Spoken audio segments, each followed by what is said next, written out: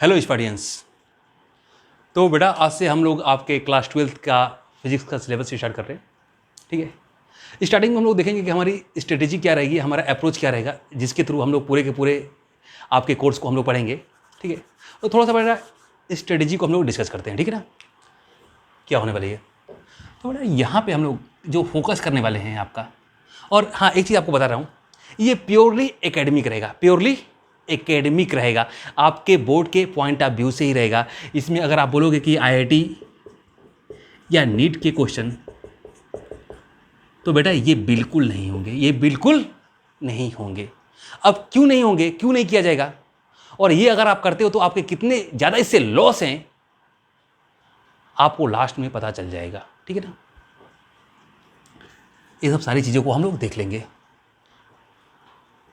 तो हमें करना क्या है, हमारा पूरा का पूरा अप्रोच क्या रहेगा, पूरा का पूरा बेटा अप्रोच जो होने वाला है, टोटल क्या होने वाला है, एकेडमिक होने वाला है, और आपके बोर्ड के पॉइंट ऑफ व्यू से हम लोग करेंगे, सीबीएसई बोर्ड के पॉइंट ऑफ व्यू से ही करेंगे।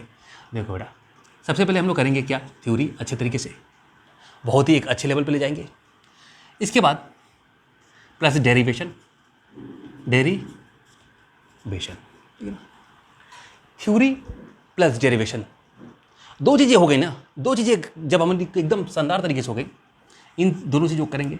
और इसके साथ साथ थ्योरी प्लस डेरिवेशन, जहाँ थ्योरी खत्म किए हैं और उससे उस टॉपिक का कोई डेरिवेशन भी है तो उस डेरिवेशन को सॉल्व किए। अब इन दोनों को कंप्लीट करने के बाद हम लोग एक नया यहाँ पे अप्रोच डेवलप करने वाले हैं, और एक नई चीज़ आपको लोग को यहाँ पे देखने को, आप सबको देखने को मिलेगी। और बेटा देखो नई चीज़ है क्या, वो नई चीज़ है आपका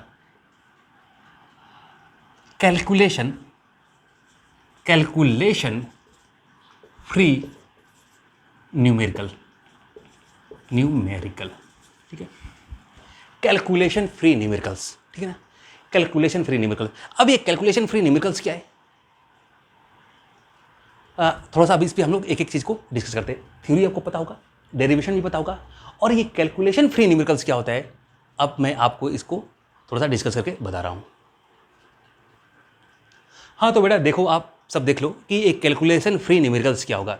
ये कैलकुलेशन फ्री न्यूमेरिकल्स ऐसा है कि हम लोग इसमें जो आपके नंबर्स की जो वैल्यू होगी ना, इतनी छोटी छोटी रखेंगे कि आपको कैलकुलेशन करने में बिल्कुल प्रॉब्लम होगी ही नहीं। तो जब आपको कैलकुलेशन करने में बिल्कुल प्रॉब्लम नहीं होगी, जैसे मान लो आपको प्लस करना है, माइनस करना है, डिवाइड करना है, इंटू करना है, तो इसमें आपको बिल्कुल प्रॉब्लम नहीं होने वाली है। आपको बस क्या करना रहेगा, उस क्वेश्चन को सॉल्व करने के लिए आपको उसका फार्मूला लगाना पड़ेगा और आपको उसके कॉन्सेप्ट को अप्लाई करना पड़ेगा। कैलकुलेशन में बिल्कुल प्रॉब्लम नहीं होगी, क्योंकि क्या है ना कि फिजिक्स में बहुत सारे बायो के भी बच्चे पढ़ते हैं, और इवन मैथ के भी बहुत सारे बच्चे होते हैं जो कि कैलकुलेशन में काफ़ी वीक होते हैं। ठीक है ना, और जैसे उनको कैलकुलेशन करने के लिए चीज़ें आती हैं ना, तो थोड़ा सा वो पजल हो जाते हैं। तो क्या है कि अगर एक बार आप लोग छोटे छोटे तरीके से इसको कैलकुलेशन, अगर आप न्यूमेरिकल को सॉल्व करते हो और छोटी छोटी वैल्यू लेकर सॉल्व करते हो, जिसमें आपको कैलकुलेशन फ्री कैलकुलेशन रहे, तो आपका कॉन्सेप्ट बिल्डअप हो जाएगा। और कॉन्सेप्ट जब बिल्डअप हो जाएगा ना, तो आप बड़े से बड़े कैलकुलेशन को भी क्या कर लोगे, सॉल्व कर लोगे। बड़ा से बड़ा न्यूमेरिकल भी आएगा, उसमें कैसी भी वैल्यू रहेगी तो उसको सॉल्व कर लोगे, क्योंकि आप अपना कॉन्सेप्ट क्या कर चुके हो, बिल्डअप कर चुके हो। जैसे अभी आप लोगों ने देखा होगा कोविड की वैक्सीन लग रही है, तो कोविड की जो वैक्सीन लग रही है, इसमें क्या हो रहा है, इसमें जो कोरोना वायरस है, इसका एक वीक, बहुत ही ज़्यादा वीक वेरिएंट क्या किया जाता है वैक्सीन में, वैक्सीन के फॉर्म में हमारे बॉडी में क्या किया जाता है, इंजेक्ट किया जाता है, और हमारी बॉडी की इम्यूनिटी क्या करती है, उस वीक कोरोना वायरस के वेरिएंट से क्या करती है, फाइट करती है, और अपना एंटीबॉडी प्रिपेयर कर लेती है। तो आपको भी क्या करना है, सेम उसी टेक्नोलॉजी पे हमको भी वर्क करते हुए हम क्या करेंगे बेटा, छोटी छोटी वैल्यू करेंगे, छोटी छोटी वैल्यू को रखेंगे, और एक बार छोटी छोटी वैल्यू को आपने उस पर टेकल कर लिया ना, तो टफ वाला तो बहुत ही इजी तरीके से कर जाओगे। एक बार कॉन्सेप्ट तो डेवलप होना चाहिए, तो आपने कॉन्सेप्ट बना लिया छोटी छोटी से करके, टफ वाला ऑटोमेटिकली होगा। तो चलिए यहाँ पे मैं दो को दिखाता हूँ, इसे किस टाइप करेगा। जैसे सबसे पहले चलो अप्रोच यहाँ करते हैं, एक Q1 है, Q1 चार्ज, हाँ एक दो चार्जेस हैं Q1 और Q2, एक फ्री स्पेस में रखे हुए हैं। पहला चार्ज है 1 कूलम, दूसरा चार्ज भी कितना है 1 कूलम, और इनके बीच की डिस्टेंस कितनी है 1 मीटर है। ठीक है, अब कोई मुझसे पूछे कि इनके बीच का फोर्स बताइए, तो फोर्स आपको पता ही होगा, अगर ये दोनों चार्जेस फ्री स्पेस में है तो K Q1 Q2 upon R square. अब K की वैल्यू है 9 × 10⁹, Q1 की वैल्यू कितनी है 1, Q2 की वैल्यू कितनी है 1, और ये R स्क्वायर मतलब क्या 1 का स्क्वायर, यानी फाइनली क्या हो गया 9 × 10⁹ न्यूटन। ठीक है, तो बेटा ये क्वेश्चन ने, इस क्वेश्चन को सॉल्व करने के लिए कहीं भी आपको कैलकुलेशन करने की जरूरत पड़ी क्या, बिल्कुल नहीं पड़ी। ये एक कैलकुलेशन फ्री क्वेश्चन है, लेकिन इससे आपका कॉन्सेप्ट बन गया, कॉन्सेप्ट बिल्डअप हो गया। ऐसे छोटे छोटे क्वेश्चन कर लोगे तो आपका कॉन्सेप्ट बिल्डअप हो जाएगा और वो फार्मूला भी आपको याद हो जाएगा। सेकंड देखते हैं हम लोग, इसे मान लो दो चार्जेस हैं फ्री स्पेस में रखे हुए हैं, इनके बीच में जो फोर्स लग रहा है 9 × 10⁹ न्यूटन लग रहा है। एक का चार्ज Q1 है, Q1 जो है 2 कूलम है और Q2 कितना है 2 कूलम है। अब इनके बीच में मुझसे पूछा जा रहा है इनके ये दो चार्जेस के बीच की डिस्टेंस कितनी है, दो चार्जेस के बीच का डिस्टेंस कितना है। चलो बेटा यहाँ करते हैं हम लोग, F = K Q1 Q2 R square, यानी R स्क्वायर इक्वल टू क्या K Q1 Q2 F, और यहाँ पे K क्या 9 × 10⁹ और Q1 कितना 2, Q2 कितना 2 और अपॉन फोर्स कितना 9 × 10⁹। अब ये कट गया और ये बचा कितना 4, और R स्क्वायर इक्वल टू क्या 4 और R इक्वल टू क्या √4, यानी कितना 2 मीटर आ जाएगा आपका आंसर। ठीक है, तो इस तरीके से क्या कर दिए, इस तरीके से हमने क्या किया, हमने ये इस टाइप का क्वेश्चन है आपके एनसीईआरटी में क्वेश्चन है, और यहाँ पे हमने क्या किया है, यहाँ पे हमने क्या है कि एक छोटी छोटी वैल्यू ले लिए, छोटी छोटी वैल्यू ले लिए। तो इससे क्या हो जाएगा, इससे आपका कॉन्सेप्ट क्या हो जाएगा, कैलकुलेशन, बिल्कुल आपको कैलकुलेशन करना ही नहीं, कैलकुलेशन फ्री हो गया। बस आप फार्मूला अप्लाई करो, थोड़ा सा अपना जो कॉन्सेप्ट है उसको अप्लाई करो, तो क्या चीज़ें हो गई सॉल्व। और जब इसको कर लिए ना तो इसी के फॉर्म में तो बड़ा वाला भी आएगा, जो आपका कोरोना वायरस का जो वीक वेरिएंट आपके बॉडी में गया है, अब जो स्ट्रॉन्ग वाला भी आएगा तो उसी के फॉर्म में तो आएगा। और जब आपने वीक को हरा दिया तो स्ट्रॉन्ग को भी हरा दोगे, तो सेम एज इट इज़ उसी टेक्नोलॉजी पे काम करेगा। तो इस तरीके से हम लोग इसको अप्रोच करने वाले हैं, पूरे के पूरे न्यूमेरिकल्स को एक कैलकुलेशन फ्री न्यूमेरिकल्स करेंगे। और शायद ये जो कैलकुलेशन फ्री न्यूमेरिकल होगा ना, ये शायद आपको शायद यहीं पे मिलेगा, यहीं आप जब स्पार्टन्स में आओगे, यहाँ पे पढ़ोगे तो शायद आपको यहीं पे मिलने वाला है। और शायद मैंने अभी किसी सर को नहीं देखा है इस टाइप का पढ़ाते हुए, और अगर कोई सर पढ़ा रहे हो तो आप मुझे भी बताना कि कौन से सर पढ़ा रहे हैं। ठीक है बेटा, तो चलिए अब बात करते हैं यहाँ पे। हाँ बेटा, जैसे ये थ्योरी प्लस डेरिवेशन और प्लस कैलकुलेशन फ्री न्यूमेरिकल हो जाएगा, फिर हमारा क्या रहेगा, चैप्टर इस तरीके से हम लोग पूरे के पूरे चैप्टर को कंप्लीट करेंगे। और एक बार जब चैप्टर कंप्लीट हो गया ना, हर एक चैप्टर कंप्लीट होने के बाद, तो चैप्टर जब कंप्लीट हो गया तो उसमें आपका एनसीईआरटी, ठीक है ना, आपका एनसीईआरटी की एक्सरसाइज प्लस एडिशनल भी, जो भी आपके एडिशनल एक्सरसाइज है, इन दोनों को हम लोग क्या करने वाले हैं, कर लेंगे। ठीक है, और बेटा जैसे ये दोनों कंप्लीट होते हैं उसके बाद हम लोग चलेंगे क्या, आपके एनसीईआरटी का जो एग्जाम्पलर आता है, एग्जाम्पलर, इसको भी हम लोग क्या कर लेंगे, पूरे के पूरे तरीके से हम लोग क्या करेंगे, सॉल्व करेंगे। और ये सब सारा करते करते शायद आई थिंक हम लोग को दिसंबर तक हो जाएगा। ठीक है ना, बाद में हम 1 महीने का समय लेंगे, जनवरी तक का आपका। जनवरी में हम लोग क्या करने वाले हैं, जनवरी बेटा जब ये सब कर लेंगे हम लोग ना, तो हम लोग का लेवल एक अच्छा खासा हो जाएगा। और उस समय देखोगे, उस समय हम प्रीवियस 10 ईयर के क्वेश्चन सॉल्व करना शुरू करेंगे, प्रीवियस 10 ईयर के क्या करेंगे, क्वेश्चन को सॉल्व करना शुरू करेंगे। और बेटा मैं गारंटी के साथ आप लोगों को बोल रहा हूँ कि एक क्वेश्चन को भी मैं सॉल्व नहीं कराऊंगा, वो सारे के सारे क्वेश्चन को आप खुद सॉल्व कर लोगे, आपके पास इतनी एबिलिटी रहेगी। मैं लिख के थोड़ा छोड़ दूंगा, आप देखोगे तो आप खुद ही सॉल्व करके उस क्वेश्चन को सॉल्व कर दोगे। कोई भी क्वेश्चन ऐसा नहीं है जो बोर्ड में पूछा जा चुका है जिसको आप सॉल्व ना कर पाओ। तो उसके बाद हमारा क्या रहेगा, लास्ट में क्या रहेगा, प्रीवियस 10 ईयर क्वेश्चन पेपर,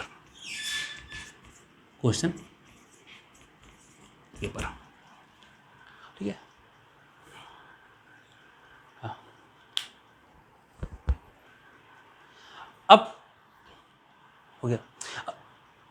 अब बेटा एक बच्चों का एक क्वेश्चन आता है कि सर अगर इस मेथड से हम लोग पढ़ा जाए तो हम लोग के परसेंटेज कितने आएंगे। हाँ, तो बेटा एक चीज़ बताऊं, अगर मैं बोलूं कि 90% आएंगे, 95% आएंगे, जो भी कुछ बोलूं, तो बेटा ये बातें छोटी रहेंगी। ये बात छोटी है, आप बियॉन्ड द परसेंटेज रहोगे, परसेंटेज से आप बहुत ही ऊपर जा चुके रहोगे। बात समझ लो, परसेंटेज से आप बहुत ही ऊपर जा चुके रहोगे कि आप एक एक्सलेंस लेवल पे पहुंच चुके रहोगे, एक्सलेंस लेवल पे पहुंच चुके रहोगे। और जानते हो क्यों, चीज़ों को थोड़ा सा आप समझो। और अभी मैंने बोला था कि हम आईआईटी और नीट के क्वेश्चन क्यों नहीं डिस्कस करने वाले हैं। अब थोड़ा सा इन चीज़ों को आप लोग यहाँ हम लोग समझते हैं। बेटा देखो क्या होता है ना कि दोनों के पढ़ाई में क्या होता है, डिफरेंस होता है। एक कंपटीशन के पढ़ाई में और एक एकेडमी के पढ़ाई में क्या होता है, अच्छा खासा डिफरेंस होता है, एक अच्छा खासा। तो बेटा एक अच्छा खासा आपका डिफरेंस होने वाला है एक एकेडमिक में और एक कंपटीशन की पढ़ाई में। कंपटीशन का पढ़ाई क्या होता है कि कोई भी आपको सर पढ़ाते हैं तो वो आपको ये मान के चलते हैं कि आपको चीज़ें आ रही हैं, आपको चीज़ें आ रही हैं। तो आपको यहाँ पे जैसे मान लो, जैसे अगर बुक का लेवल बुक आपको यहाँ से उठाता है, एकेडमिक आपको अगर नीचे से उठाता है, यहाँ से उठाता है, तो कंपटीशन बोलता है कि नहीं आप ये लेवल बना चुके हो, हम आपको यहाँ से उठाएंगे। ठीक है ना। एक आपको ऑलरेडी वो जो भी सर लोग हैं वो लोग क्या जानते हैं कि आपका कुछ लेवल बन चुका है और उस लेवल के ऊपर से आपको उठाना शुरू करेंगे। ठीक है। जैसे अब एक चीज देखते हैं हम लोग, projectile motion. Projectile motion, projectile motion, अगर इसी को अगर एक प्रोजेक्टाइल मोशन को अगर मान लो मुझे उसमें पढ़ना हो, एक कंपटीशन के पॉइंट ऑफ व्यू से पढ़ना हो, कंपटीशन के पॉइंट ऑफ व्यू से पढ़ना है, तो किसी भी बॉडी का 2D अगर वो मोशन कर रहा है और अंडर ग्रेविटी एलोन, तो ये क्या है, ये मोशन हमारा क्या कहलाएगा, प्रोजेक्टाइल मोशन कराएगा। सिर्फ 2 वर्ड बोला, 2D मोशन होना चाहिए और अंडर ग्रेविटी होना चाहिए। कोई भी बॉडी अगर कर रही है तो मोशन क्या कहलाएगी, आपकी प्रोजेक्टाइल मोशन कहलाएगी। ठीक है। और अगर इसी को हम लोग एकेडमी के पॉइंट ऑफ व्यू से पढ़ते हैं बेटा, इसी को अगर हम लोग एकेडमी के पॉइंट ऑफ व्यू से पढ़ते हैं तो ये तो छोड़ दो, हम ये नहीं जानेंगे प्रोजेक्टाइल मोशन क्या होता है। सबसे पहले तो हम लोग ये जानना पड़ेगा कि प्रोजेक्टाइल क्या होता है, उसके बाद हम लोग मोशन पे पहुंचेंगे। ठीक है। तो देखो, when a body is throne with some, when a body is thrown with some horizontal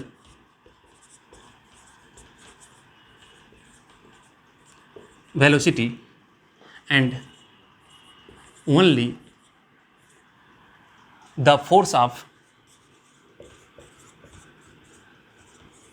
gravity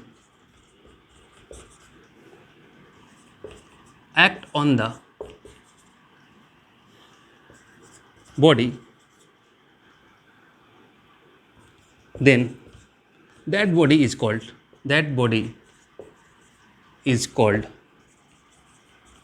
projectile। ठीक है ना। किसी भी बॉडी को आप अगर थ्रो कर देते हो, ठीक है ना, विथ सम हॉरिजॉन्टल वेलोसिटी, और उस पर बस एक ही फोर्स काम करता है, कौन सा, फोर्स ऑफ ग्रेविटी, तो वो इस बॉडी को हम लोग क्या बोलेंगे, प्रोजेक्टाइल। अब सिंपल सी देख लो, आप एक बॉल को फेंक रहे हो, क्या है, बॉल को फेंक दिए, उस पर कौन सा फोर्स लग रहा है, ग्रेविटी। अगर एयर ओवर को नेग्लेक्ट कर दिया जाए, रेजिस्टेंस को, तो सिर्फ क्या लग रहा है, एक ग्रेविटी लग रहा है। आप चिंगम खाते होगे और चिंगम खा के बेटा आप कई बार आप लोगों ने थूका होगा, तो चिंगम जो है जैसे आपके मुंह से निकला उसको आप क्या बोल सकते हो, प्रोजेक्टाइल। जो आप बॉल फेंक रहे हो, जैसे आपके हाथ से छूटा, हवा में आ गया और उस पर फोर्स ऑफ ग्रेविटी बस लग रहा है, क्या हो गया, प्रोजेक्टाइल। एक फाइटर प्लेन से जब एक बम गिराया जाता है, ठीक है ना, अब वो बम क्या हो गया, प्रोजेक्टाइल। तो किसी भी चीज को आप हवा में फेंक दिए ना, वो क्या हो गया, प्रोजेक्टाइल हो गया। और हवा में फेंकोगे विथ सम हॉरिजॉन्टल वेलोसिटी के साथ। अगर कोई बच्चा ये पूछता है कि क्या अगर सर अगर मैं सीधा सीधा फेंक दूं किसी बॉडी को, तो क्या ये प्रोजेक्टाइल हो गया क्या, तो बेटा ये अगर सीधा सीधा फेंक रहे हो तो इसमें तो बस वर्टिकल वेलोसिटी ही है ना, हॉरिजॉन्टल कहाँ है, हॉरिजॉन्टल वेलोसिटी तो क्या है, अगर Vx की बात करूँ तो क्या हो गया, 0 हो गया। तो ये प्रोजेक्टाइल कहाँ से होने वाला है। तो कुछ ऐसा फेंको कि उसके पास क्या हो, एक हॉरिजॉन्टल वेलोसिटी भी क्या हो, है। तो इस बॉडी को हम लोग क्या बोलेंगे, प्रोजेक्टाइल बोलेंगे। और ये जो बॉडी मोशन करेगी ना, इस बॉडी के मोशन को हम लोग क्या बोलेंगे, प्रोजेक्टाइल मोशन बोलेंगे। तो बेटा देख चुके होंगे आप, दोनों का अप्रोच देख चुके होंगे, ठीक है ना। And the motion of this body is called projectile motion।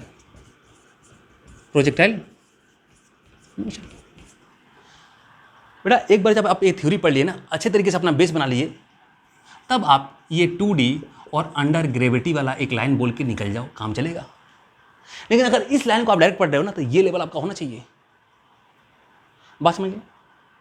तो प्रॉब्लम क्या होती है बेटा, अगर हम लोग कॉम्पिटिटिव पे आ जाते हैं ना, तो ये वाली हमारी अप्रोच क्या हो जाती है, अगर कॉम्पिटिटिव पे आ जाएंगे तो थ्योरेटिकल अप्रोच चली जाती है। और शायद आप लोग किसी भी अगर टॉपर का इंटरव्यू देखोगे, ठीक है ना, किसी भी अगर आप टॉपर का इंटरव्यू देखोगे तो आपको क्या बोलेगा वो, आपको एक जनरल सी एक बात वो बोलते हुए आपको सुनाई दे देगा। तो बेटा आप किसी भी टॉपर का आप इंटरव्यू सुनोगे ना, चाहे वो नीट का टॉपर हो, चाहे आईआईटी का टॉपर हो, तो सबके बातों में एक बात कॉमन होती है, जानते हो क्या? सारे के सारे बस यही बात बोलेंगे कि हमने एनसीईआरटी अच्छी तरीके से किया था, थ्रोली किया था, ठीक है ना, बहुत ही अच्छे तरीके से हमने क्या किया था, एनसीईआरटी किया था। तो बेटा इतने टॉपर जो निकल रहे हैं और सबका एक्सपीरियंस है, वो गलत कैसे हो सकता है? वो चीज़ें गलत कैसे हो सकती हैं? आप लोग के साथ जानते हो, कुछ बच्चों के, जैसे मैक्सिमम बच्चों के साथ ना थोड़ी सी प्रॉब्लम हो जाती है। देखो कुछ बच्चे हैं आपकी क्लास में, जैसे मान लो मैं भी कई साल से पढ़ा रहा हूँ, तो हर क्लास में 2 से 3% बच्चे ऐसे होते हैं कि जो इन दोनों चीज़ों को टैकल कर सकें साथ में, या डायरेक्ट इसी में भी जा सकते हैं, इसको ही भी कर लेते हैं और लास्ट के समय में इसको भी कर लेते हैं। कुछ होते हैं, कुछ बच्चे होते हैं कि जो मतलब हाईली ब्रिलियंट होते हैं, तो उनके लिए एक कंडीशन चलती है। पर जो एवरेज बच्चे होते हैं ना, वो बहुत ही एक ट्रबल में फंस जाते हैं। अब उनके साथ मैं बताता हूँ क्या प्रॉब्लम होती है। और अभी मतलब ये मतलब मैं कोई ऐसा एग्जाम्पल नहीं दे रहा हूँ, अपने मन से नहीं दे रहा हूँ, ये मेरा खुद का ऑब्जर्वेशन है, जो मैंने बच्चों को देख के ऑब्जर्व किया है क्लास पढ़ाते समय, और कई बच्चों से, कई हज़ार बच्चों से मिलना जुलना होते रहता है, और सबको आदमी ऑब्जर्व किया, और उसके बाद जो अभी तक का ऑब्जर्वेशन निकल के आया है वो आपको मैं बता रहा हूँ। जैसे कोई एवरेज बच्चा है, अब एवरेज बच्चा है तो क्या करता है, वो जैसे उसका स्टार्ट हुआ, जैसे मान लो 12th 11th अच्छे से थोड़ा सा पढ़ा नहीं, 12th में आया तो 12th में उसके दिमाग में चढ़ गया कि भाई टॉपर वाला तो वो पढ़ रहा है, कंपटीशन का पढ़ रहा है, ये सर से पढ़ रहा है, वो पढ़ रहा है, ये कंपटीशन पूरा हम लोग कर रहे हैं, आईआईटी कर रहे हैं, नीट कर रहे हैं, तो वो भी क्या होता है, वो भी उस पर लग जाता है, वो भी उस पर लग जाता है। और जब वो भी उस पर लग जाता है तो देखो, अब वो इस टाइप से पढ़ने लगता है, इस टाइप से चीज़ों को क्या करने लगता है, पढ़ने लगता है, 2D अंडर ग्रेविटी। अब जब इस टाइप से चीज़ों को पकड़ेगा, पढ़ते रहेगा, और जब नवंबर का मंथ आता है ना, तो वो चीज़ें, वो जानते हो क्या पता है, वो पता है कि कंपटीशन में भी आगे नहीं बढ़ पाएगा, क्योंकि अगर आपको इसको भी पढ़ के, अगर इसको डायरेक्ट आप पढ़ रहे हो, तभी भी आपको ये भी अच्छे से पता होना चाहिए, तभी आप निकल पाओगे इसको। तो रट रट के चीज़ों को काम चलाता है। और जैसे ही नवंबर का मंथ आता है ना, वो बच्चा क्या होता है, डिप्रेस हो जाता है, हाईली डिप्रेस हो जाता है। वो सोचता है कि यार अभी तक मैंने किया क्या, फिर सोचता है, फिर वो कहाँ स्विच करेगा, फिर वो स्विच करता है कि सीबीएसई पे, क्योंकि वो कोई भी थ्योरी को पूरा, कोई भी, क्योंकि आपका जो एग्जाम होता है उसमें तो थ्योरी निकलनी पड़ती है, तो और डेरिवेशन करना पड़ता है, तो उसमें वो इतना एक्सपर्ट नहीं रहता है, वो चीज़ों को नहीं कर पाता है। तो फिर वो कहाँ पे स्विच करता है, अपने आप को करता है क्या, नवंबर से स्विच कर लेता है अपने आप को, कहाँ पे, बोर्ड पे, और बोर्ड पे स्विच कर लेता है, बार बार में उधर भी कूदते रहता है, और हाईली कुल मिला के वो इतना फ्रस्ट्रेट हो जाता है, इतना परेशान हो जाता है कि फाइनली जो होता है ना, उसका जो रिजल्ट आता है ना, जो लास्ट का जो इसका रिजल्ट आता है, उसका रिजल्ट बिगड़ चुका होता है, नहीं कर पाता, अच्छा नहीं कर पाता है। तो क्या उस बच्चे के अंदर पोटेंशियल नहीं थी क्या? नहीं, ऐसी बात नहीं है, उस बच्चे के अंदर पोटेंशियल थी, जबरदस्त पोटेंशियल थी, बस उसने क्या कर दिया, उसने किसी और को कॉपी कर लिया। बेटा आप एक यूनिक हो, आप स्पेशल हो, ठीक है ना, और किसी की कॉपी मत बनो, किसी की कॉपी मत बनो, सिंपल सी बात है। अब अगर बात की जाए तो आप 2 प्लेयर का नाम सुने होंगे पुराने टाइम में, क्रिकेट अगर आप देखते होंगे तो, एक सचिन का, एक राहुल द्रविड़ का। सचिन क्या करता था, सचिन को आप देखोगे तो छक्के चौके, बाउंड्री मारना अच्छा खासा, उससे स्कोर करने का काम था सचिन का। और राहुल द्रविड़ क्या, सिंगल, 2 रन, और दोनों के दोनों लेजेंड बने, दोनों के दोनों लेजेंड बने। द्रविड़ ने कभी सचिन को कॉपी नहीं किया और सचिन ने द्रविड़ को कॉपी नहीं किया, सब अपने अपने स्टाइल में चले, दोनों लेजेंड बन गए। तो बेटा जो, अगर आप लोग एवरेज हो, तो जो आपके मतलब मान लो क्लास के जो 1 से 2% के टॉपर हैं, उनकी आप कॉपी मत करो, ठीक है ना, वो तो अच्छे निकल रहे हैं, आगे निकल रहे हैं, तो उनको बढ़ने दो, आप भी उन्हीं की तरफ बहुत ही आगे निकल जाओगे, और हो सकता है कि उनसे बहुत ही ज़्यादा आगे निकल जाओ। आपको क्या करना है, आपको प्रॉपर, अभी अगर आप मान लो अगर बोर्ड के एग्जाम दे रहे हो, अगर आप मान लो 11th और 12th के स्टूडेंट हो, तो आपको प्रॉपर अपनी थ्योरी के थ्रू जाना है, प्रॉपर थ्योरी के थ्रू जाना है, प्रॉपर थ्योरी के थ्रू जाना है, चीज़ों को एकदम अच्छे तरीके से पढ़ना है, आपको एनसीईआरटी को पूरी सॉल्व करनी है। और जब इस तरीके से आप चलोगे ना, तो जैसे आपका नवंबर तक मंथ आएगा ना, तब आपको लगेगा कि यार आपका अच्छा खासा सिलेबस कंप्लीट हो चुका रहेगा, 90% तक आपका सिलेबस क्या हो चुका होगा, कंप्लीट हो चुका रहेगा, और आपको अंदर से बहुत ज़्यादा एनर्जेटिक फील होगा कि मेरा तो कंप्लीट हो चुका है, अच्छा खासा कंप्लीट हो चुका है। और जो 2-3 महीना होता है ना, उसमें तो बेटा आप आग लगा दोगे, तो आप क्या करोगे, अपनी फुल पोटेंशियल को यूटिलाइज करोगे। और जब इस तरीके से आप पढ़ोगे ना, आगे बढ़ोगे, तो क्या होगा कि जैसे जो गैप वगैरह मिलता है ना, जैसे एग्जाम के बाद आप गैप आपको मिलेगा, तो आपका बेस इतना स्ट्रांग हो चुका रहेगा, इतना स्ट्रांग हो चुका रहेगा कि बेटा यहां से यहां पे स्विच करने में ना बिल्कुल, और यहां से यहां पे स्विच करने में और यहां पे आगे बढ़ने में ना टाइम नहीं लगता है। जिन बच्चों का यहां पे पूरा का पूरा क्लियर है, एकदम तगड़ा तरीका से, वो यहां पे यहां तुरंत स्विच करेंगे, और स्विच करके क्या करेंगे, आगे की तरफ निकल जाएंगे। तो आप कोशिश करो कि अपनी एनसीईआरटी को ही बेस बनाओ। और बेटा जो आपके एग्जाम्पलर्स हैं, जो को एग्जाम्पलर है, चाहे एनसीईआरटी का जो एडिशनल एक्सरसाइज है, क्वेश्चन है, इनका एक अच्छा खासा लेवल है। ऐसे ही कोई टॉपर रिकमेंड नहीं करता। और बेटा एनसीईआरटी को आपको हल्के में क्यों नहीं लेना है, और इसका लेवल वाकई में बता रहा हूँ कि आपके नीट का जो लेवल है ना, और जो आईआईटी मेंस का लेवल है, मतलब इक्विवेलेंट ही लेवल मान के चलो, आप एकदम बिल्कुल डाउन नहीं है। सबसे पहले देखो इसकी खूबसूरती क्या है। एनसीईआरटी में एक नंबर्स ऑफ क्वेश्चन बहुत ही कम मिलते हैं। नंबर्स ऑफ क्वेश्चन क्या मिलते हैं? बहुत ही कम मिलते हैं। और ये आपको हर टाइप के कॉन्सेप्ट को कवर करता है, और एक बहुत ही सिंपल लेवल्स के क्वेश्चन से लेकर, और जब आप उसका एडिशनल करोगे, एग्जाम्पलर करोगे, तो बहुत ही हाई लेवल तक के क्वेश्चन तक आपको ले जाता है। और आपकी जो माइंड होती है ना, उसको पूरा खोल के रख देता है। पूरे आप कॉन्सेप्ट को मतलब ऐसा खोलेगा कि आप दूर दूर से कॉन्सेप्ट को लगाना शुरू कर दोगे, और कॉन्सेप्ट पे आपकी अच्छी खासी पकड़ बन जाएगी कि कौन से क्वेश्चन को करने के लिए कैसे मुझे कॉन्सेप्ट लगाना है। तो ये लो से शुरू करता है और बहुत हाई तक ले जाता है, और बहुत ही कम क्वेश्चनों में, बहुत ही कम क्वेश्चन में। तो इतने कम क्वेश्चन में इतना ज़्यादा आपकी मेंटल लेवल को कोई बढ़ाने वाली कोई बुक नहीं मिलेगी। अगर कोई सबसे खूबसूरत बुक है तो आपकी एनसीईआरटी है बेटा, इसको आप नेगलेक्ट नहीं कर सकते हो। और एक बार आप क्या करना है, इसके थ्रू जाओ, ठीक है ना, इसके थ्रू जाओ। और जो बच्चे हैं, जो मान लो जो बच्चे अच्छे हैं, उन जो बच्चे मान लो 2-4% होते हैं, 2-3% जो टॉपर होते हैं, उन बच्चों को मैं स्पेशली रिकमेंड करूंगा कि बेटा आप लोग क्या करो, आप लोग तो करो, आप लोग तो कंपटीशन भी करो, सब कुछ करो, आप लोग आगे बढ़ो, ठीक है ना। लेकिन जो बच्चे एवरेज हैं बेटा, पहले आप अपना बेस बनाओ, अच्छे तरीके से बेस बनाओ, और मेहनत करो, अच्छे खासा मेहनत करो, और एनसीईआरटी का कोई भी चीज़ मत छोड़ो। आप फाइनली पाओगे कि जो आपके दोस्त हैं, जो टॉपर की कैटेगरी में हैं, आप उनके इक्विवेलेंट हो, और अगर आपकी मेहनत ज़्यादा रही तो उनसे लीड भी कर जाओगे, ठीक है। तो बेटा आज के लिए बस इतना ही। अब मिलते हैं हम लोग अगले क्लास में आपकी, वहाँ से हम लोग आपकी क्लास को कंटिन्यू शुरू करेंगे। और पहले हम लोग थोड़ा सा एक चीज़ को डिस्कस करेंगे कि पहला चैप्टर से लेकर और आखिरी चैप्टर तक आपस में कैसे एक दूसरे से लिंकअप हैं, सारी चीज़ों को हम लोग डिस्कस करेंगे अब अगले लेक्चर में। तो ठीक है बेटा, तब तक के लिए all the best, bye bye.